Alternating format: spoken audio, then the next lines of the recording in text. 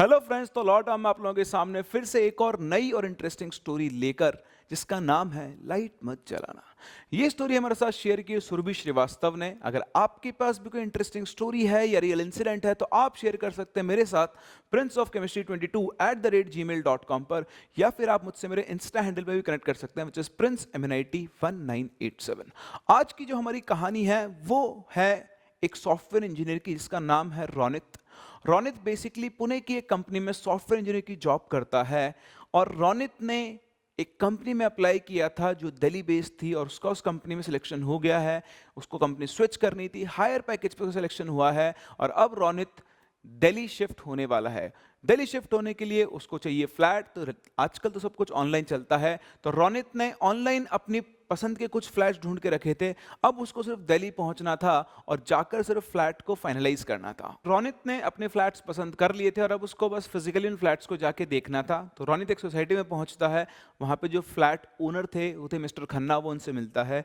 Mister Khanna से मिलकर उसे बहुत ही अच्छा लगता है, उनका नेचर उसे बहुत पसंद आता है, और वो सोसाइटी को भी बहुत उसको सोसाइटी को बहुत पसंद आती है कि उसमें सारी मॉडर्न एमिनिटीज़ थी। उसमें जिम था, पूल था, बैडमिंटन कोर्ट था, और भी जो सारी फैसिलिटीज़ होती है सब कुछ था। अच्छी सोसाइटी वो लग रही थी। तो रोनित ने फाइनलाइज कर लिया उसी फ्लैट को। एक और बात थी कि जिसके जो लैंडलॉर्ड थे, जो ऑनर थे, वो उसी फ्लैट के ऊपर वाले फ्लोर के ऊपर वो भी रहते थे। तो इस तरह से फाइनलाइज हुआ। नेक्स्ट डे ही रोनित उस फ्लैट के अंदर शिफ्ट हो गया। अब रोनित का रोजाना का शेड्यूल सुबह 9 बजे के आसपास उसको निकलना होता था, और दिल्ली का ट्रैफिक आप जानते हैं, आते आते उसको 8:30 9 तो बज ही जाते थे। एनी हाउ, जब से वो वहाँ शिफ्ट हुआ था, लोग उसे बड़ी अजीब सी नज़रों से देखा करते थे, है ना। जैसे नए गांव में ऊंट आ जाता है, सुना आपने कभी? जब कहाँ जिसने कहीं ऊंट नहीं देखा, उस नए गांव में जब ऊंट आता है तो नज़रें अलग होती है लोगों की। तो ऐसे ही उसको लोग बड़ी अजीब सी नज़रों से देखा करते थे। तो उसे लगता था कि शायद वो यहाँ नया शिफ्ट हुआ है, इसलिए लोग उसे इस तरह से देखते हैं। खैर, चीज़ों को उसने नज़रअंदाज किया। एक दिन ऐसे ही वो जा रहा था सुबह सुबह ऑफिस। तो पार्क के, जो सोसाइटी का पार्क गार्डन होता है, उसके पास से गुजर रहा था। तो वहाँ बच्चे खेल रहे थे, उनको देखते देखते उसको अपने बचपन की याद आ गई कि कैसे वो भी वहाँ खेला करता है। थोड़ी देर के लिए वहाँ रुक के बच्चों को देखने लग गया। तो जब वो रुका हुआ था तो एक छोटी सी बच्ची, जिसकी एज करीबन 4-5 साल के आसपास रही होगी, वो उसके पास भागती हुई आती है और पूछती है, अंकल अंकल, क्या आप मेरे लिए चॉकलेट लाए हो?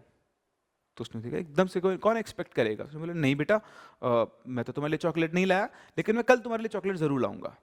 अच्छा ठीक है, इतना कह के वो लड़की वापस से चली जाती है, अपना खेलने लग जाती है। रोनित को भी आता है कि उसको ऑफिस जाना है, वो निकल जाता है। ऑनलाइन से काम बहुत आसान हो जाता है। ऑनलाइन शॉपिंग तो आप भी बहुत करते होंगे, मैं भी बहुत करता हूं। तो अगर आप भी ऑनलाइन शॉपिंग करते हैं तो मैं आपको एक ट्रिक बताता हूं जिससे आप पैसे बचा सकते हो। कैश करो के बारे में तो आपने सुना ही होगा। कैश करो इंडिया की सबसे बड़ी कैशबैक ऐप है, जिसको खुद मिस्टर रतन टाटा ने फंड किया हुआ है। कैश करो ऐप के ऊपर आप सारे डिस्काउंट कूपन्स लगा दो, उसके बाद भी आपको अप टू 30% तक का कैशबैक मिलता है। Over 1500 websites and many brands, Amazon, Myntra, जो भी आप वेबसाइट से शॉपिंग करते हैं, ना सिर्फ कपड़े, ना सिर्फ शूज, ग्रोसरी तक की शॉपिंग के ऊपर भी आपको अप टू 30% तक का कैशबैक मिलता है। और उसी के साथ साथ यहाँ पर चलती है रोजाना 12 PM के ऊपर फ्लैश सेल, जिसमें आप और ज्यादा डिस्काउंट उठा सकते हैं। बहुत ह्यूज डिस्काउंट उस फ्लैश सेल के अंदर आपको मिलता है। तो जितना लूट सकते हो लूट लो, क्योंकि डील का नाम ही लूट डील होता है। और एक और चीज मैं आपको बता दूं, ये कैशबैक सिर्फ आप वेबसाइट पे यूज नहीं कर सकती, और रियल कैश की तरह है, आप इसे अपने अकाउंट में ट्रांसफर भी कर सकते हैं। तो क्या करना है आपको इस कैशबैक को ऑब्टेन करने के लिए? कुछ भी नहीं है, लिंक डिस्क्रिप्शन के अंदर दिया हुआ है आपका, आप उसे डाउनलोड करें, या फिर आप चाहें तो ऐप स्टोर या फिर प्ले स्टोर से भी आपको डाउनलोड कर सकते हैं। और अगर आप Prince25 कोड यूज करते हैं तो आपको 25 रुपीज का उसके अंदर कैश बोनस भी मिलेगा, जिसे आप डायरेक्टली वहां पर यूज कर सकते हैं। रजिस्ट्रेशन कंप्लीट करने के बाद आपको उस वेबसाइट को सिलेक्ट करना है जहां से आपको शॉपिंग करनी है। उसके बाद आपको एक ऑरेंज बटन दिखाई देगा, जिस पर आप क्लिक करें तो ये आपको डायरेक्टली उस वेबसाइट पर रिडायरेक्ट कर देगा। उसके बाद आपको कुछ नहीं करना है, नॉर्मल तरीके से आपको शॉपिंग करनी है, ऑर्डर प्लेस करना है और पेमेंट करना है। जैसे आप पेमेंट करेंगे आपको अपना कैशबैक कैश करो ऐप की माई अर्निंग सेक्शन के अंदर दिख जाएगा, और वहां से आप उस कैश को अपने अकाउंट में डाल सकते हैं, या फिर आप उसे अमेज़न के गिफ्ट वाउचर्स के अंदर भी कन्वर्ट कर सकते हैं। इतना ही नहीं, यहां पर एक गिव अवे भी है। आपको कुछ नहीं करना है, जो डिस्क्रिप्शन में लिंक दिया गया है वहां से आपको डाउनलोड करना है, या फिर आपको साइन अप करते टाइम Prince25 कोड यूज करना है। उसके बाद आपको अपनी फेवरेट वेबसाइट से शॉपिंग करनी है, पेमेंट करना है, अपना ऑर्डर कैंसिल नहीं करना है। हमारा जो फर्स्ट लकी विनर होगा उसे मिलेंगे बोट के ब्लूटूथ स्पीकर्स, और 5 लकी विनर्स को मिलेंगे अमेजॉन के 1000 रुपीज के गिफ्ट वाउचर्स। चलिए तो कहानी में आगे बढ़ते हैं। रोनित ने अपने फ्लैट्स पसंद कर लिए थे और अब उसको बस फिजिकली उन फ्लैट्स को जाके देखना था। तो रोनित एक सोसाइटी में पहुंचता है। वहां पे जो फ्लैट ओनर थे वो थे मिस्टर खन्ना, वो उनसे मिलता है। मिस्टर खन्ना से मिलकर उसे बहुत ही अच्छा लगता है, उनका नेचर उसे बहुत पसंद आता है और वो सोसाइटी को भी बहुत, उसको सोसाइटी को बहुत पसंद आती है कि उसमें सारी मॉडर्न एमिनिटीज़ थी। उसमें जिम था, पूल था, बैडमिंटन कोर्ट था और भी जो सारी फैसिलिटीज़ होती है सब कुछ था। अच्छी सोसाइटी वो लग रही थी। तो रोनित ने फाइनलाइज कर लिया उसी फ्लैट को। एक और बात थी कि जिसके जो लैंडलॉर्ड थे, जो ऑनर थे, वो उसी फ्लैट के ऊपर वाले फ्लोर के ऊपर वो भी रहते थे। तो इस तरह से फाइनलाइज हुआ। नेक्स्ट डे ही रोनित उस फ्लैट के अंदर शिफ्ट हो गया। अब रोनित का रोजाना का शेड्यूल सुबह 9 बजे के आसपास उसको निकलना होता था और दिल्ली का ट्रैफिक आप जानते हैं, आते आते उसको 8:30 9 तो बज ही जाते थे। एनी हाउ, जब से वो वहाँ शिफ्ट हुआ था लोग उसे बड़ी अजीब सी नज़रों से देखा करते थे, है ना। जैसे नए गांव में ऊंट आ जाता है, सुना आपने कभी? जब कहाँ जिसने कहीं ऊंट नहीं देखा, उस नए गांव में जब ऊंट आता है तो नज़रें अलग होती है लोगों की। तो ऐसे ही उसको लोग बड़ी अजीब सी नज़रों से देखा करते थे। तो उसे लगता था कि शायद वो यहाँ नया शिफ्ट हुआ है, इसलिए लोग उसे इस तरह से देखते हैं। खैर, चीज़ों को उसने नज़रअंदाज किया। एक दिन ऐसे ही वो जा रहा था सुबह सुबह ऑफिस, तो पार्क के, जो सोसाइटी का पार्क गार्डन होता है उसके पास से गुजर रहा था। तो वहाँ बच्चे खेल रहे थे, उनको देखते देखते उसको अपने बचपन की याद आ गई कि कैसे वो भी वहाँ खेला करता है। थोड़ी देर के लिए वहाँ रुक के बच्चों को देखने लग गया। तो जब वो रुका हुआ था तो एक छोटी सी बच्ची जिसकी एज करीबन 4-5 साल के आसपास रही होगी, वो उसके पास भागती हुई आती है और पूछती है, अंकल अंकल, क्या आप मेरे लिए चॉकलेट लाए हो? तो उसने देखा एकदम से, कोई कौन एक्सपेक्ट करेगा। उसने बोला, नहीं बेटा, मैं तो तुम्हारे लिए चॉकलेट नहीं लाया, लेकिन मैं कल तुम्हारे लिए चॉकलेट जरूर लाऊंगा। अच्छा ठीक है, इतना कह के वो लड़की वापस से चली जाती है, अपना खेलने लग जाती है। रोनित को भी आता है कि उसको ऑफिस जाना है, वो निकल जाता है। फिर 1-2 दिन के बाद ही एक दिन रोनित जब ऑफिस से आता है तो वो कोई पार्टी वार्टी की वजह से वो लेट हो जाता है। तो रात को करीबन 11:30 पौने 12 के आसपास रोनित वापस सोसाइटी में पहुंचता है। पहुंच के अपनी गाड़ी पार्क करता है और लिफ्ट पे पहुंचता है। 11:30 पौने 12 तक ऑलमोस्ट सोसाइटी में सब सो जाते हैं। दिल्ली, ये भी नवंबर के आसपास का टाइम था, बढ़िया सर्दी होती है। सर्दी में तो लोग पहले ही 9-10 बजे के आसपास ही अपने घरों में घुस जाते हैं। तो सोसाइटी ऑलमोस्ट पूरी खाली पड़ी हुई थी, बहुत 1-2 लोग ही सोसाइटी के अंदर घूम रहे थे। उसने लिफ्ट का बटन दबाया। जनरली क्योंकि ट्रैफिक बहुत कम था, लिफ्ट को बहुत जल्दी आ जाना चाहिए था, लेकिन लिफ्ट को ऊपर वाली फ्लोर से नीचे तक, ग्राउंड फ्लोर तक आने में ही 10 मिनट लग गए। रोनित को समझ में नहीं आया क्या चल रहा है। खैर, जैसे ही लिफ्ट आई, वो लिफ्ट में घुसा। तो जैसे वो लिफ्ट में घुसा तो वही छोटी वाली बच्ची जो गार्डन में उसको, तो भागती हुई उसके पास में आती है लिफ्ट के अंदर और बोलती है, अंकल आप आज तो मेरे लिए चॉकलेट लाए हो ना? तो रोनित बोलता है, अरे बेटा, आज क्या मैं बहुत लेट हो गया तो मैं भूल गया था, मैं कल तुम्हारे लिए चॉकलेट ज़रूर लेकर आऊँगा। तो बोलती है, अच्छा ठीक है अंकल, कोई बात नहीं। अब रोनित को ये बात समझ में नहीं आती कि इतनी छोटी सी बच्ची रात को 11:30 पौने 12 बजे घूम रही है, इसके मम्मी पापा कहाँ हैं, कोई इसका ध्यान क्यों नहीं दे रहा है। उसने उससे पूछा कि बेटा तुम अकेले क्यों घूम रही हो, तुम्हारे मम्मी पापा कहाँ हैं, तुम्हारे मम्मी पापा कहाँ हैं? तो वो बोलती है, मैं उनके पास ही तो जा रही हूँ। तो रोहित बोलता है, अच्छा तुम मम्मी पापा के पास जा रही हो? बोली हाँ। अच्छा बताओ तुम्हारा फ्लैट नंबर क्या है, मैं तुम्हें छोड़ देता हूँ। बोलती मेरा फ्लैट नंबर है 606। इतना सुनते ही रोनित का दिमाग खराब हो जाता है। 606? वो नहीं सोचता है, ये तो मेरा फ्लैट है, ये कैसे हो सकता है? तो अच्छा, छोटी बच्ची है, शायद कुछ गलती से बोल दिया होगा। तो उसने 6th फ्लोर दबाया और वो अपनी ही कैलकुलेशन के अंदर था कि पता नहीं इस बच्चे ने शायद गलती कर दी होगी, इसको अपना फ्लैट नंबर ठीक से याद नहीं होगा। तो जैसे ही 6th फ्लोर पे पहुंचती है, डिंग, एलिवेटर का जो वो बीप होता निकलता है, गेट खुलता है, रोनित बाहर निकलता है, बाहर निकल के घूमता है और जैसे ही वो घूम के पीछे देखता है, पीछे घूमते हुए बोलता है, अच्छा बताओ बेटा तुम्हारा फ्लो लिफ्ट खाली। रोनित का दिमाग खराब हो जाता है, बच्ची एकदम से कहाँ गायब हो गई। वो थर थर कांपने लगता है। बड़ी मुश्किल से, पूरे कॉरिडोर की लाइट जली हुई थी, वो लिफ्ट में एक पैर रखता है, अंदर जाकर चारों तरफ देखता है, वो बच्ची कहीं नहीं थी। पूरे दिमाग कि मैं सही तो हूँ, मतलब मैंने जो देखा वो सब कुछ सही तो है। चुपचाप निकलता है। भरी सर्दी के अंदर रोनित पसीने पसीने, कुछ समझ में नहीं आता कि ये क्या हुआ। क्या आप समझ सकते हैं? आप अभी एक बच्ची के साथ लिफ्ट में आए थे, उसने वही फ्लैट बताया इसमें आप रहते हो, और जैसे लिफ्ट का दरवाजा ओपन हुआ वो बच्ची वहां से गायब थी। रोनित को कुछ समझ नहीं आता, चुपचाप भागता हुआ अपने फ्लैट की तरफ जाता है। रोनित अपने फ्लैट के डोर के सामने खड़ा था और उसके ऊपर गोल्ड अक्षरों में साफ साफ 606 लिखा हुआ था, जो बहुत ध्यान से पढ़ रहा था। एक्चुअली उसके साथ जो हुआ उसको वो डाइजेस्ट कर ही नहीं पा रहा था, कौन कर सकता है। उसका दिमाग खराब हो चुका था। वो सीधा जाता है, फ्रेश होता है और जाके सो जाता है। रात को 2 बजे के आसपास उसकी आंख खुलती है, बहुत तेज उसे प्यास लगता है, किसी ने उसकी बॉडी से पूरा वाटर खींच लिया हो। तो उठता है, खांसते हुए जाता है किचन के अंदर, फ्रिज का डोर खोलकर पानी पीने लगता है। तो जैसे वो पानी पी रहा होता है, फ्रिज की रोशनी में फ्रिज की है ना जो डिम लाइट होती है उससे उसको, वो सीधी डस्टबिन की तरफ जा रही थी, डस्टबिन में उसको कुछ चॉकलेट के रैपर्स पड़े हुए दिखाई देते हैं।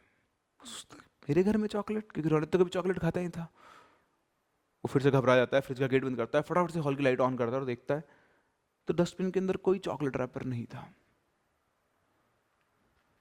क्या हो रहा है ये आज मेरे साथ, उसको समझ में नहीं आता। वो बड़बड़ाते हुए जाता है और वापस जाके सो जाता है। उसको लेटे हुए शायद 5 से 7 मिनट ही होते हैं, तभी अचानक से उसको एक अजीब सी आवाज़ आना शुरू होती है। उसको ऐसा लगता है कि उसके आसपास कोई अपने हाथ में चॉकलेट लेके घूम रहा है, चॉकलेट का रैपर ले रहा है। आप जब चॉकलेट के रैपर को लेके घूमते हो तो चॉकलेट के रैपर को क्रश करने की जो आवाज़ आती है, वो आवाज़ उसको बार बार आ रही थी। रोनित एकदम से अपने बेड पे खड़ा होता है, बिल्कुल घबराते हुए, चारों तरफ देखता है, कोई नहीं था, लेकिन वो आवाज़ अब भी आ रही थी। वो बड़ी हिम्मत करके फटाफट से हॉल की लाइट ऑन करता है और जैसे वो लाइट ऑन करता है वो आवाज़ आना बंद हो जाती है। अब रोनित में इससे ज़्यादा झेलने की हिम्मत नहीं थी। वो चुपचाप अपने बेड पे बैठा रहता है, पूरे घर की लाइट ऑन करता है और लाइट ऑन करके ही वो सो जाता है। रोनित सुबह उठता है और जो भी कुछ उसके साथ रात में हुआ उन सबको मैनिपुलेट करने की कोशिश करता है और सोचता है कि मैं जाके खन्ना जी से इसके बारे में बात करूंगा। लेकिन उसे लगा कि यार कहीं मेरा वहम हुआ तो खन्ना जी मेरे बारे में क्या सोचेंगे, मैं एक सॉफ्टवेयर इंजीनियर हूँ। हाँ, मैं उनसे ये बात कहूँगा वो मुझ पर हंसेंगे और चलो ठीक है, हो सकता है कल थोड़ा पार्टी वार्टी में ज़्यादा हो गई थी तो इस वजह से भी मेरा इल्यूजन हो। तो उसने चीज़ को इग्नोर कर दिया। नेक्स्ट डे रोनित, मतलब उसी दिन नेक्स्ट शाम को रोनित थोड़ा जल्दी आ गया था और जल्दी आके करीब 9 बजे के आसपास ही वो सो गया। अभी रोनित को सोए हुए कोई 2 घंटे के आसपास हुए होंगे, तभी फिर से उसे वापस वही कल की तरह चॉकलेट के रैपर की आवाज़ आने लगी, जैसे कोई घूमते हुए उसके आसपास है ना वही चॉकलेट के रैपर को क्रश कर रहा हो। उसकी आवाज़ से उसकी आँख खुली। अभी रोनित का जो फ़ोन था वो उसके पिलो के जस्ट नीचे ही था, तो रोनित ने फटाफट से अपना हाथ पिलो के नीचे डाला और फ़ोन को निकाल के जैसे उसने फ्लैश लाइट ऑन की, फ्लैश लाइट गिरते उसे सामने वही लड़की खड़ी थी, उसे चॉकलेट मांग, उसको देखते रोनित बहुत तेज चिल्लाया। वो बिल्कुल सदमे में चला गया। वो लड़की उसके साथ सामने ही खड़ी हुई थी, वो कुछ बोल नहीं रही थी और उसके हाथ में वही चॉकलेट का रैपर था जो जिससे वो आवाज़ करी थी ऐसे ऐसे करके। और उसको सामने बिल्कुल बिल्कुल सोचो आपने लाइट ऑन की, लड़की उसके सामने खड़ी हुई है।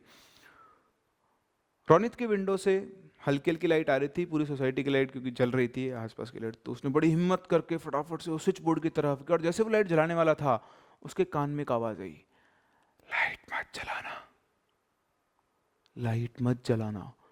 इतना सुनते ही रोनित के पैरों के तले जमीन खिसक गई। रोनित ने फिर भी हिम्मत की और जैसे वो लाइट का स्विच ऑन करने वाला था उसके हाथ को उसने जोर से काटा। जोर से काटते रोनित बहुत तेज चलने लगा और फिर से उसके कान में आवाज आई, बोला था ना लाइट मत जलाना। रोनित का हाथ बहुत तेज दर्द कर रहा था, उसको समझ में आ गया था वो बुरी तरह से मतलब कहीं ना कहीं फंस चुका। वो भागने लगा, जैसे ही भागने लगा उसको ऐसा फील हुआ कि किसी ने उसके दोनों पैरों को पकड़ के खींच लिया है। खींचते ही वो जमीन पे गिरता है सीधा मुंह के बल, उसकी नाक से ब्लड आने लगता है।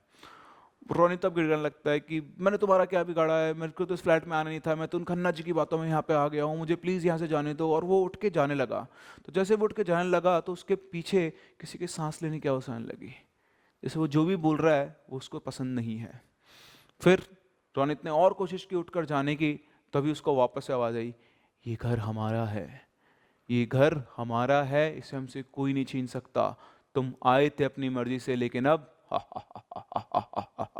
इस तरह से उसको एक आवाज़ सुनाई। रोनित घबराकर फिर से भागने की कोशिश करता है और सोफे से टकराकर नीचे गिरता है और वो बेहोश हो जाता है। थोड़ी देर के बाद रोनित की आंखें खुलती है। उसको उसके सामने जैसे उसकी आंख खुलती, उसकी आंख एक आवाज़ से खुलती, लेकिन इस बार आवाज़ कुछ अलग थी। वो जैसे उस आवाज़ के डायरेक्शन में उठकर देखता है तो ऐसा लगता है कि कहीं वो पहुंच गया। मूवी चलते हैं बिल्कुल, सब कुछ सीन अलग हो रखा होता है। उसके सामने डाइनिंग टेबल पर 3 लोग बैठे होते हैं। वो बच्ची जो उसे चॉकलेट मांगने आई थी और एक लेडी और एक आदमी जो कि शायद उसके माँ बाप होंगे, और वो आपस में हंस खेल के बातें कर रहे थे। उसकी बच्चे की मम्मी उस बच्चे से बोल रही थी कि बेटा तुम इतनी ज़्यादा चॉकलेट मत खाया करो। इतना बोलते ही अचानक से उनकी डोरबेल बजती है। डोरबेल बजती रोनित को लगता है कि यार मैं यहाँ से निकलता हूँ। जैसे वो डॉल्बी की तरफ घूमता है दरवाजे की तरफ, उससे पहले ही उस लड़की के जो फादर हैं वो गेट खोल देते हैं वहाँ पहुँचकर, और वहाँ से एक और तीसरा आदमी अंदर आता है। उस तीसरे आदमी की शक्ल रोनित को दिखाई नहीं दे रही थी। वो तीसरा आदमी अंदर आता है, वो उन लोगों के साथ वहाँ बैठता है और इन तीनों में आपस में कोई डिस्कशन होना शुरू होता है। धीरे धीरे ये डिस्कशन झगड़े के अंदर तब्दील हो जाता है और जो वो उस बच्ची के माता और पिता थे, वो दोनों उस आदमी से लड़ना शुरू करते हैं और उससे एक ही बात बोलते हैं कि ये घर हमारा है। वो तीसरा आदमी उन दोनों को शांत करवाते हुए पानी पीने के लिए ग्लास देता है, और जैसे वो लोग पानी पीते, पानी 1-2 मिनट के बाद ही उनके मुंह से झाग निकलना शुरू होता है। उस आदमी ने उनके पानी में जहर मिला दिया था, और वो उस बच्ची को अपने पास बुलाता है और उसका सोफे पे बिठा के उसका मुंह तकिए से दबा देता है, और इस तरह से उन तीनों की वहाँ पर डेथ हो जाती है। और जैसे ही वो आदमी घूमता है, रोनित को उसकी शक्ल साफ साफ दिखाई देती है। वो आदमी कोई और नहीं, उसका अपना लैंडलॉर्ड जो था, खन्ना जी, वो थे। ये देखते ही रोनित का दिमाग खराब हो जाता है, और वो जैसे था उसी हालत में उठकर वो भागता है सीधा खन्ना जी के फ्लैट की तरफ ऊपर चढ़ के, और खन्ना जी के गेट फ्लोर के मतलब जो फ्लैट था उसके गेट वो बहुत तेज़ पीटता है, वो इतना तेज़ पीटता है कि आसपास के लोग भी उठकर वहाँ पर आ जाते हैं। और जैसे सब लोग वहाँ पर आते हैं तो वो बोलता है कि खन्ना जी पता नहीं मेरे फ्लैट में बहुत अजीब चीज़ हो रही है, आप प्लीज़ वहाँ पर चलिए। तो उसकी चोटें देखकर, उसकी हालत देखकर सभी लोग उसके साथ उसके फ्लैट की तरफ जाते हैं।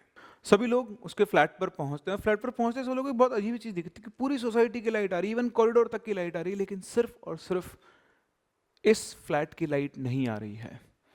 रोनित इतना सब होने के बाद भी उसमें हिम्मत थी, वो उस फ्लैट के अंदर एंटर करता है, और जैसे फ्लैट के अंदर वो एंटर करता है, उस अंधेरे में भी उसको साफ साफ वो तीनों दिखाई दे रहे थे।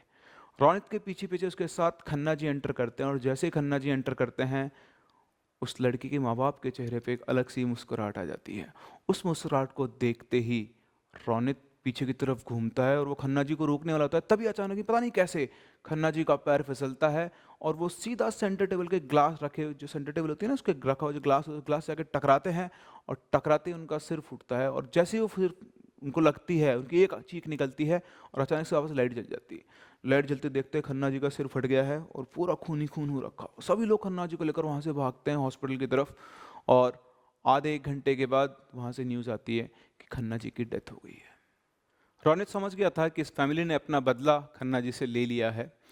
फिर उसने आसपास के लोगों से पता किया तो उसे पता चला कि एक्चुअली इस फैमिली, ये जो फैमिली थी, इसमें बेसिकली ये खन्ना जी का भतीजा ही था। इसका नाम विशाल खन्ना था। विशाल खन्ना जी के ऊपर बहुत भरोसा करता था, और खन्ना जी के कहने पर ही उसने ये फ्लैट लिया था। फ्लैट का पूरा पेमेंट करने के बाद, क्योंकि वो भरोसा करता था, उसने रजिस्ट्री अमाउंट खन्ना जी को ही दिया और उनसे कहा कि आप इसकी रजिस्ट्री करवा देना। सारे लीगल डॉक्यूमेंट्स वगैरह उसने दे दिए थे। तो खन्ना जी के मन में लालच आ गया, उन्होंने धोखेबाजी करके, फॉर्जरी करके ये फ्लैट भी अपने ही नाम करवा लिया। फिर विशाल अपनी फैमिली के साथ इस फ्लैट में शिफ्ट हुआ, उसकी वाइफ और उसकी 5 साल की बेटी के साथ, और वो यहाँ रहने लगा। थोड़े टाइम के बाद उसको पता लगा कि ये फ्लैट तो उसके नाम पर है ही नहीं।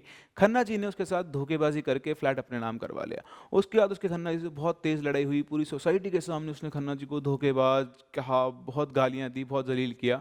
इतनी बेइज्जती शायद कभी किसी की हुई हो। उसके बाद से इन दोनों फैमिलीज़ के अंदर बोलचाल बंद हो गया। लेकिन थोड़े टाइम के बाद इनके बीच में वापस से चीज़ें ठीक हुई। खन्ना जी और विशाल आपस में बात भी करने लगे, और उसके कुछ टाइम बाद ही पता नहीं क्यों विशाल और उसकी फैमिली, है ना, विशाल और उसकी वाइफ ने जहर खा के अपनी जान दे दी और अपनी बेटी को भी मार दिया। सच्ची कहानी ये नहीं थी। रोनित ये जानता था कि लोगों को कुछ नहीं पता है। असली सच्चाई रोनित को ही पता थी। रोनित एक जरिया बना इन लोगों के लिए, ताकि ये अपनी जो डेथ थी उसका, मतलब जो जिनकी इनको जो मारा गया था उसका वो बदला ले सकें। तो लोगों ने बताया कि उसके बाद 2 साल तक खन्ना जी ने इस फ्लैट को किसी को किराए पे नहीं दिया। उसके बाद तुम ही सीधे इस फ्लैट के अंदर आए हो। तो रोनित को जब ये बातें पता लगी तो उसको समझ में आया कि क्यों लोग उसको, जब वो शिफ्ट हुआ तो घूरा करते थे, ऐसी नज़रों से देखा करते थे, कि आज उसको ये चीज़ समझ में आ गई थी। लेकिन कैन यू बिलीव, रोनित अब भी उसी फ्लैट में रह रहा था, और अब वो कुछ चीज़ों का यहाँ पर ध्यान रखता था। वो ये ध्यान रखता था कि जब भी वो घर के अंदर है वो पूरी लाइट जला के रखता था, और दूसरा, घर के अंदर वो बहुत सारी चॉकलेट्स ला के रखता था, ताकि वो जो 5 साल की छोटी बच्ची से चॉकलेट्स बहुत पसंद थी, वो उन चॉकलेट्स को जब इच्छा हो तब यूज़ कर सके। अगर आप भी अपना घर शिफ्ट करने की सोच रहे हैं तो पहले तहकीकात अच्छे से कर लेना। कहीं पता पड़ा कि आप रात को सो रहे हो और आपसे भी कोई चॉकलेट मांगने आ जाए। तो आई होप कि आप लोगों को स्टोरी बहुत अच्छी लगी होगी। ऐसी और स्टोरी सुनने के लिए चैनल को सब्सक्राइब जरूर करें। Keep listening and keep loving.